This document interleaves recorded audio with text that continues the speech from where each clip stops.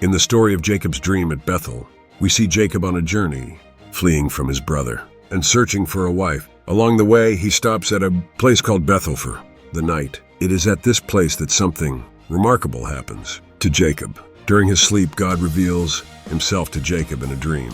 Jacob sees a stairway reaching from earth to heaven, with angels going up and down on it.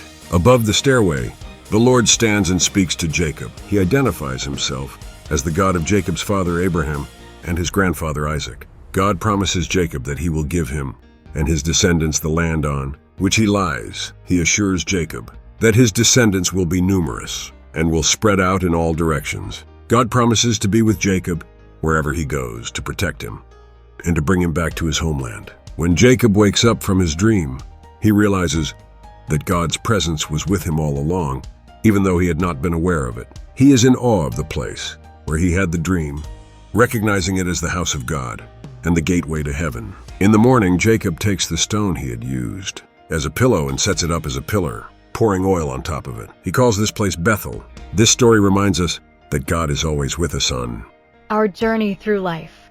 Just as he was with Jacob, sometimes we may fail to recognize his presence, but he is always there. God may use dreams, like he did with Jacob, or he may reveal himself to us through the beauty of creation, or in other ways. The important thing is to be aware of his presence and to acknowledge his care for us. So like and subscribe to this video and share it with your loved ones who are in need of God's presence. Let us all be reminded that God is always walking with us, watching over us and fulfilling his promises to us.